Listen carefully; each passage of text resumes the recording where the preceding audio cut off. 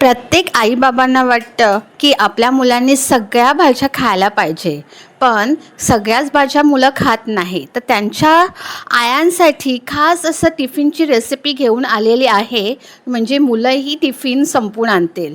तर आज चीज पोहा कटलेट दाखवणार आहे. तर मी जाड पोहे 1 कप घेतलेला आहे. पाण्याने 2 ते 3 वेळा स्वच्छ धुवून घ्यायचे आणि 10 मिनिटासाठी थोडा वेळसाठी साईडला ठेवायचे. आता उकडलेल्या भाज्या तुम्ही कोणत्याही घ्या. मी बटाटा, गाजर आणि वाटाणा घेतलेला आहे. तुम्हाला बीट वापरायचं असेल तर तुम्ही घालू शकतात. आता मार्केटमध्ये स्वीट कॉर्न आलेले आहेत, ते उकडून तुम्ही कटलेटमध्ये वापरू शकतात. आता बेसिक मसाले घालायचे. लाल तिखट, हळद, धनेजिरे पूड, गरम मसाला, काळी मिरी पावडर, त्याचबरोबर थोडंसं इंग घालायचं, चाट मसाला, क्रश केलेले लसूण आणि आलं नक्की घाला. आता भिजवलेले जाड पोहे घालायचे आहेत. त्याचबरोबर कढीपत्ता जरूर वापरा कटलेटमध्ये आणि भरपूर सारी कोथिंबीर. आता सर्व काही मिश्रण एकजीव करायचं आहे.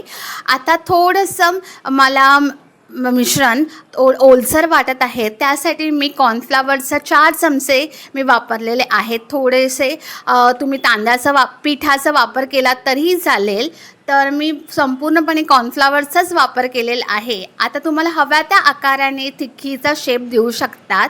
आता मी गोलाकार असा शेप देत आहे तिक्कीला, कटलेटला, आणि मी 2 चीज क्यूब घालत आहेत. तर मुलांना असं कटलेट बनवून दिलात तर तुमच्या मुलांचा टिफिन लगेच संपून जाईल. तर तुम्ही हव्या त्या आकाराच्या शेप कटलेटला देऊ शकतात. आणि बाजारामध्ये शेप्सचे आकार आहेत, तर तुम्ही विकत घेऊन हव्या त्या शेप देऊ शकतात.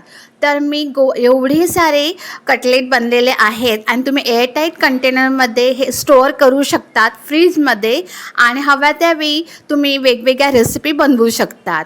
तर मी जाड रव्याचा वापर केलेला आहे कोटिंगसाठी, त्यामुळे आपल्या कटलेट कुरकुरीत होतील दोन्ही साईड. आता मला 4च कटलेट फ्राय करायचे होते आणि बाकीचे मी काचेच्या कंटेनरमध्ये स्टोअर केलेले आहेत. तर म्हणजे मुलांना भूक लागली तर पटकन आपण त्यांना फ्राय करून देऊ शकतो. आता मी भिड्याच्या तव्यावर मी कटलेट फ्राय करणार आहे. तुमच्याकडे जो काही तवा असेल त्याचा तुम्ही वापर करू शकतात. तवा गरम झाल्यावर पळीभर तेल घाला आणि गॅसची फ्लेम मीडियम ठेवून 4 कटलेट मी फ्राय करून घेणार आहे, दोन्ही साईडने खरपूस असे.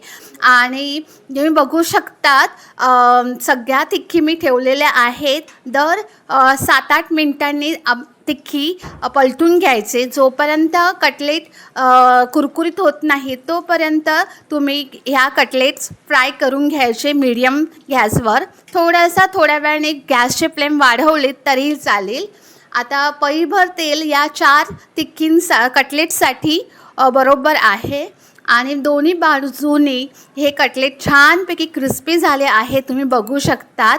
आता दोन्ही साईड एकदम लालूस असे झालेले आहेत, कारण का आपण रव्याचा वापर केलेला आहे. सर्व तिक्की मी टिश्यू पेपरवर काढून घेत आहे, त्यामुळे जे काही तेल असेल तर ते टिश्यू पेपरला ॲब्झॉर्ब करेल. तर गरमागरम अशा मुलांना तुम्ही तिक्की सर्व करू शकतात.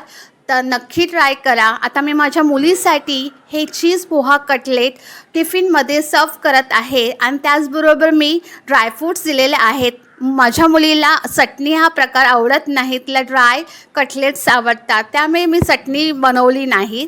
तर व्हिडिओ आवडल्यास लाईक, शेअर, सबस्क्राईब करायला विसरू नका. श्री स्वामी समर्थ. Bless you.